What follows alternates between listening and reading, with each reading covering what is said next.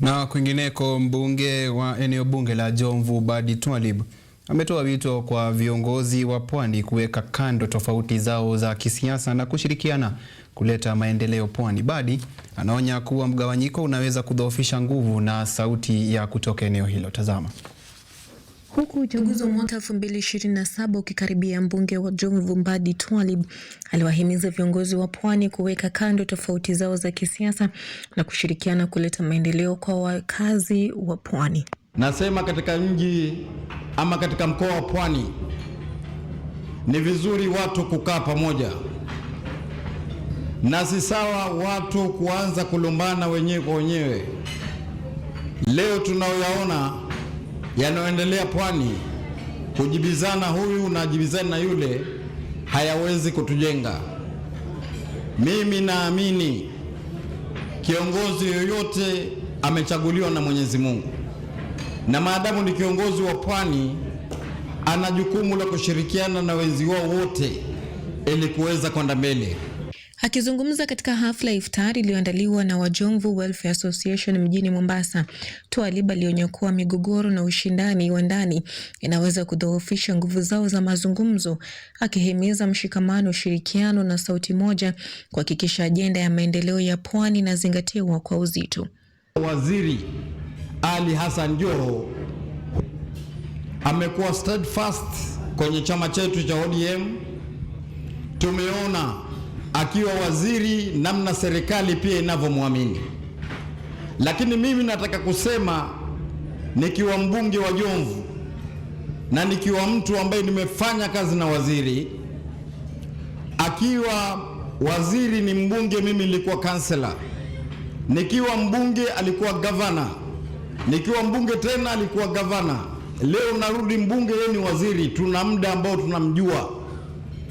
Kwa hivyo Mheshimiwa Joho, serikali yamtambua. Mbunge huyo wa Jomvu amepongeza juhudi za maafisa wa polisi wa Jomvu kwa kurejesha haraka bunduki ya AK-47 iliyoporwa na risasi 30, hali ambayo kulingana na Twalib inachangia pakubwa kuimarisha usalama wa eneo hilo.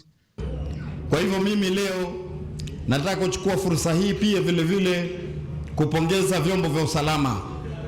As a leader I must say it, ni wiki moja iliyopita kulitokea wizi wa bunduki AK-47 na 30 rounds of ammunition, lakini napongeza polisi wa Jomvu kwa kuweza kurecover bunduki hiyo na zile risasi 30 ambazo waliweza kuzipata.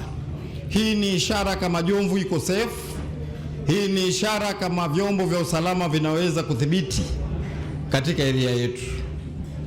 Mwisho kabisa, nataka kuwaombea watu wetu wa Jomvu sana waweze kushikana kama kitu kimoja. Kuna mpango Mheshimiwa Joho anao hivi sasa, amezungumza na Kipchumba Murkomen kuona kuwa wale ambao hawana vitambulisho tuwaandikishe, kisha wachukue kadi za kura ndio waweze kuhesabiwa. Leo sisi twafurahi tukiwa Wajomvu, na mimi nataka kuwatangazia, mimi mwenyewe binafsi nilialikwa Ikulu ya Nairobi na msichana Asma Mohamed alitoka kama kamati ya hapa ili kwenda kuzungumzia kuhusu minority tribes katika siku International Minority Day. Leo hii tumepewa fursa ya kuzungumza na Kindiki DP ili Wajomvu kama vile watu wengine walivyo na code, Wajomvu watambulike katika serikali ya Kenya ili nao wawe na kodi yao. Takbiri! Hii ni kazi Mheshimiwa William Ruto ameamua kuifanya. Nachukua fursa hii nikiwa kiongozi hapa na patron kusema tumpongeza Mheshimiwa William Ruto kuondoa vetting. Tumpongeza Mheshimiwa William Ruto kwa mara ya kwanza Wajia kutafanyika sherehe za kitaifa. Tumshukuru Mheshimiwa William Ruto kwa juhudi nyingi ambazo leo amefanya. Sehemu yangu ya Jomvu ilikuwa hakupitiki, leo barabara kila mahali zinaendelea kuonekana zatengezeka. Kwa hivyo kumalizia zaidi, tuwafundisha watoto wetu dini, na culture yetu ya Jomvu. Asante. Na culture yetu ya Jomvu.